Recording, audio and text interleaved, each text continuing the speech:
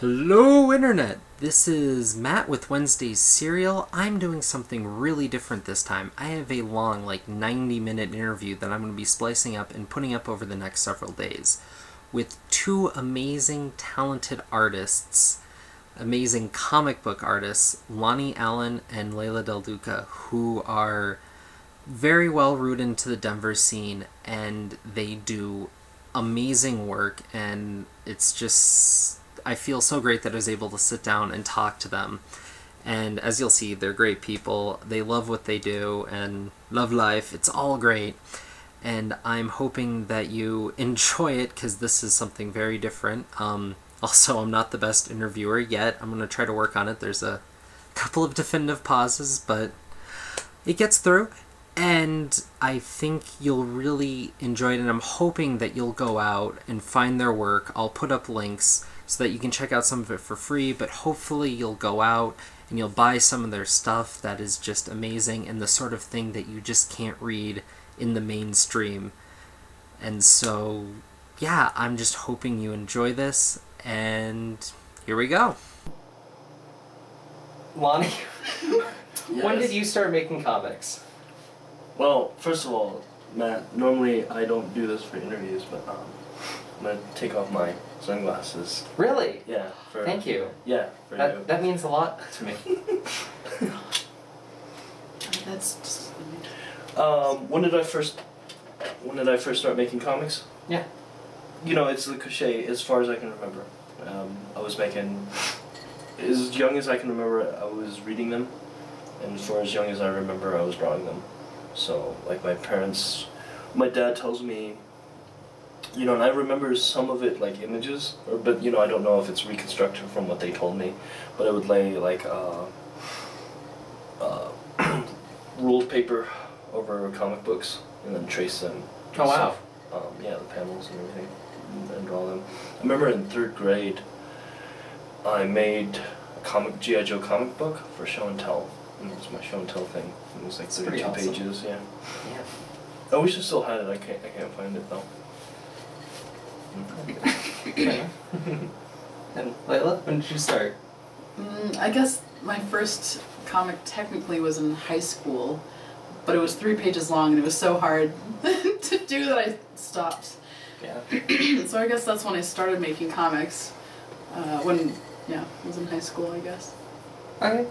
Cool. And you were part of Squidworks way back when, right? Yeah, and until most recently, I just had not been going to the meetings as much and stuff because I moved to downtown and it was kind of without a car and stuff, it was a pain to go out to Littleton all the time. So cool. Yeah, so probably from 99 to probably 2008 was when pretty active participation with them. And now you're pretty much more considered to be associated with the Drink and Draw? Absolutely, yeah. And I know you're at the Drink and Draw too, pretty well. And were you part of any group before that or currently, or? The only comic book group that I would consider myself part of previous to Drink and Draw was probably Comic Book Club in college, which was maybe 2 semesters long. But I was never technically part of Squidworks. I had gone to a meeting or two. Actually, the first time I met Lonnie was at a Squidworks meeting, maybe a year or 2 more before we re-met. Neither of us remember it. Yeah, neither of us remembered meeting legend. each other, and then we just Yeah. re-met at Drink and Draw. Nice. Mm-hmm. So when did you re-meet? When did we re-meet? April of last year, maybe? Yeah. Somewhere around there. Yeah. Yeah, so I've been part of the Drink and Draw crowd for about a year. In your college club for Rocky Mountain School of Art and Design. Right? Yeah, that was maybe a year total. In that college club, what did you guys do? Was it all about creating comics, or they're just fans of comics in there? Well, at my college, it was the Rocky Mountain College of Art and Design, and we don't have any comic book classes there. And I wouldn't say that comics were encouraged there either. And so our club was more about learning how to make comics because we didn't know how. There's a lot of elements to take into consideration, just making a really great composition on a page, storytelling, how do you tell a story from panel to panel? And we didn't know anything about that because most of us were just illustrators, animators, or fine artists. So we kind of just tried to lecture each other on different ways to tell a story in a sequential format that was different than from what we were learning in the other classes that we were taking. And Hamza Pachenkovic. Yeah, Hamza Pachenkovic was part of it. Joe Oliver, oh, did he graduate? I'm not sure, but yeah, definitely Hamza Pachenkovic was part of it. Both these people are a pretty big part of Drink and Draw, at least initially. Yeah. Hamza actually started the comic book club with one of his friends, I believe, and he also started Drink and Draw here with Joe Oliver. Now, I've seen before when I used to Facebook stalk you, I've seen like the mud wrestling pictures. Was that part of the comic book club? No, the Jello wrestling? Yeah. No, that wasn't part of the comic book club. That was why pre-comic book club. That's why I didn't. Oh, okay. That's why I didn't see Hamza doing it. Yeah. Wow. Yes, it is true. I've been drinking. As always? Yeah. Well, I'm just, And off the cuff. do you consider drinking part of your creative process? Like, do you draw with or without drinking any time, or? Honestly, Yeah. I find that writing comics is it does help my creative process. My style is kind of loose and gestural, anyways. So drinking more usually doesn't help me draw better, even though sometimes I think so at the time. The morning after, like, I can look at writing that I've done while I was drinking, be like, you know what, that's pretty good. I can tighten it up here and there. The drawing, sometimes I'm like, wow, no, and like, yeah, I feel like it's requires too much more attention than what kind of like a slightly inebriated state is conducive to. Fair enough. How about you? Any substance problems with your creative? Substance problems. Substance abuse Problems? or whatever? I have no problems. That's No. good. No, actually, I can't draw when I'm drinking. I find it so difficult, and I haven't tried writing while drinking, but I definitely want to try to do that, for sure. I think I would be a better writer when I'm under the influence. Okay. I find that I can talk to people easier to network. Yeah. Network. Yes, while I'm drinking. At least I think so at the time. I think that's the secret of networking that most people find. Well, that's the key, right? I mean, can I buy you a beer? That's how you get the conversation? Yeah. Okay. Or a date, or whatever, No. Yeah. Right. Well, you know all about that. That's. And then you brought up storytelling on the page. Is there any element that kind of like broke through that idea for you that kind of made it less like, I don't know, formal art may not be the best way to say it, but more traditional art versus comic with that storytelling idea? Yeah, maybe it goes as simple as directing the eye on a page. So like comics typically read in America are like from left to right or whatever, and so you want to set up your page so it reads like in a Z or whatever. And that was huge for me. Like I knew compositional elements before that, but I'm like, oh, that makes complete sense that you would want to direct the reader to read from left to right in the composition and from panel to panel. And so I think that was the first step for me. I was gonna say, and even within the panel, like the way that you lay out word balloons and stuff, you still want it to be that Z. Yeah, definitely. Within the panel? Yeah, within the panel. Okay. So like, if you have two figures talking or whatever, and the first thing that's said you want to go in the upper left, even if it's like, say it's a person on the right saying it, the word balloon will stretch out here so that you read that first, going left to right and then down. Cool. Are there any other big elements that kind of separate comic art from you, like on the page versus other kinds? Like as far as like illustration or art and stuff? Yeah, not like sculpture or anything, but...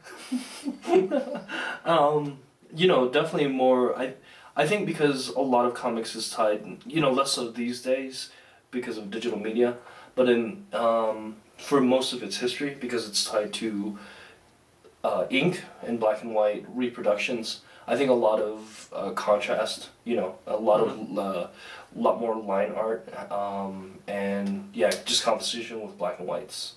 I mean, especially coming from like an indie thing, to where you're not going to assume that you're going to have color.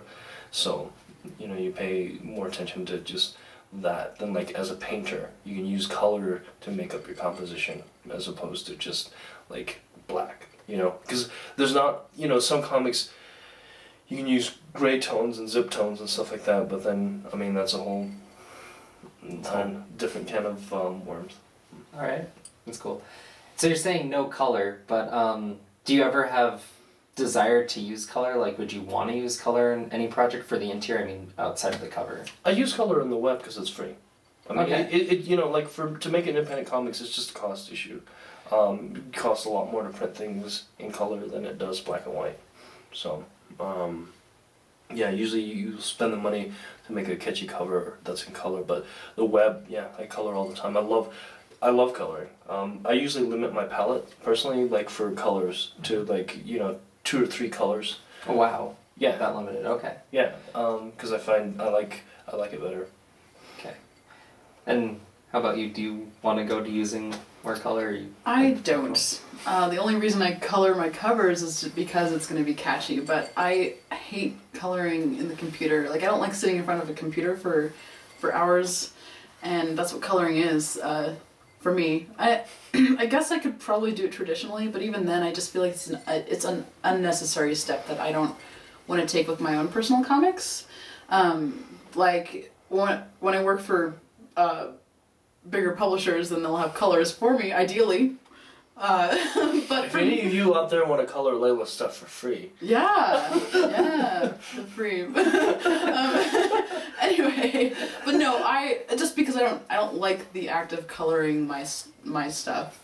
I don't like it, and so no, I usually try, and I'm no expert at it yet, but I try to just make my pages look awesome black and white. Yeah. Do you like color? I like color sometimes, but I mean, especially in your guys' independent stuff, the black and white, I mean, tends to hit that feel and makes that stark contrast that fits the stories usually. Because a lot of indies tend to be more personal, more human element, and so you don't need the big vibrant idea and the color to match that. It's not really needed. I mean, it's usually always appreciated to the reader, I'd imagine, but if it's not needed, then it's just as skippable. Yeah, no, and I guess, like, if we're talking about mostly mainstream comics, right, and most of it's populated by superheroes, which are really colorful and splash on the page and exciting and bigger than life, right? Right. One of my favorite series is just black and white, which is Cadillacs and Dinosaurs, but it's just so beautiful just in its black and white. And I would actually be pretty disappointed if for some reason he colored his comics. That'd be interesting. Like, I remember with the Ninja Turtles back in the day, you know, it's originally black and white, but they went back and they colored it and re-released it later.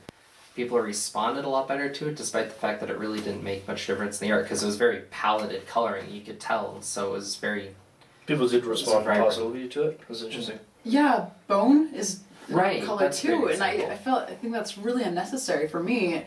I just don't really care if something's colored or not, as long as it looks good in black and white, and I thought it did. But I think for a lot of kids, maybe, like, that's nice, you know? Yeah, it's like, it is. Yeah, it is.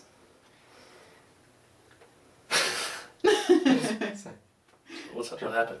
I just drew a blank. Okay. How dare you pause? Ah. Okay. So you guys have worked on some comics together. Yeah. Of the 2 that I know, the 2 you've done total. That's the 2 that we know, too. Yeah. Okay. Yeah. Nothing in the works?